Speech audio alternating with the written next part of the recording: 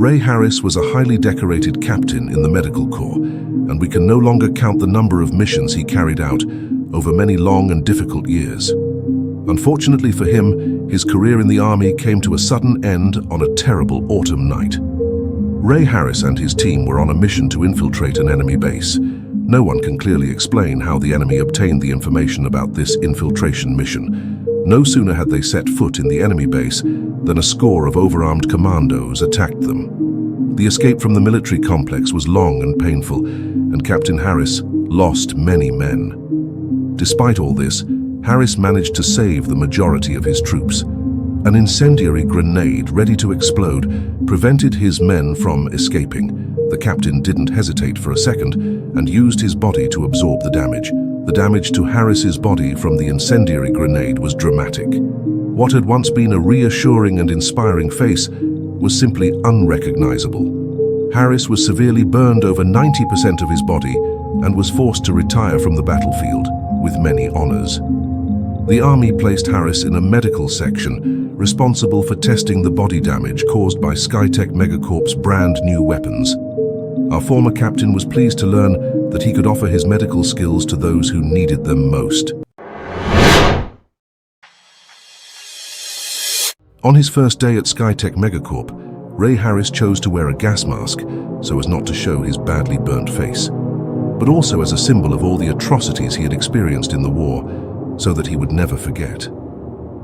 Doc soon had to change his chaotic, danger-filled battlefield routine for that of the cold, austere laboratories of Skytech Megacorp. At first, Doc had to test numerous weapons on different models of dummy.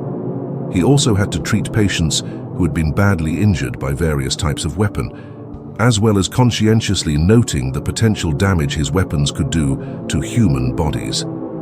But it was when Doc began to work on the effects of chemical weapons that he realized that Skytech Megacorp had no limits. Skytech Megacorp had no hesitation in using human test subjects to find out how effective its weapons really were. The patients Doc treated were nothing more than test subjects for his weapons. For Skytech Megacorp, the phrase "the end justifies the means" has never made so much sense. If the test subjects were lucky enough to survive the test phases, Doc had to treat them and record their injuries. But most of the time, our former captain had to work directly with unrecognizable corpses. Doc soon realized that he couldn't escape his new job. Skytech Megacorp wouldn't hesitate for a second to kill him, or worse, use him as a test subject. Any act of rebellion on the part of Skytech Megacorp employees would be seen as an act of high treason and must be punished immediately and severely. Doc was trapped in a pretty complex situation. One day, Doc's section chief asked him to work on a brand new type of revolutionary incendiary ammunition. Doc was terrified at the idea of working on this type of weapon. He knew only too well the pain of this type of injury. Unfortunately, he had to resign himself to the fact that he didn't want to create a problem. Many Cobales did not survive the first test sessions.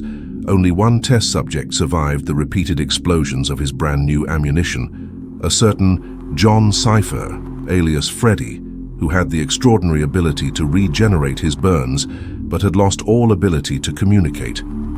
Doc knew that if the Skytech Megacorp scientists continued their experiments at this frequency, Freddy wouldn't survive much longer.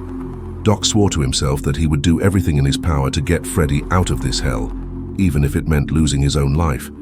But Doc didn't just want to escape. He wanted to reveal the secrets of Skytech Megacorp's laboratories to the world. For him, it was the least they could do. At the umpteenth medical session, where Doc was treating Freddy's burns, our former captain seized Freddy and a carefully prepared USB stick containing a great deal of compromising information about Skytech Megacorp. That evening, Doc and Freddy escaped together from the Skytech Megacorp laboratories. Not knowing where to go, Doc heard that the Pyro faction was recruiting anyone the system had broken or destroyed. Pyro was one of the few factions on Earth powerful enough to stand up to the trillions of dollars of Skytech Megacorp. He knew that here he could find his true place, helping those in need and revealing to the world one of the darker sides of Skytech Megacorp.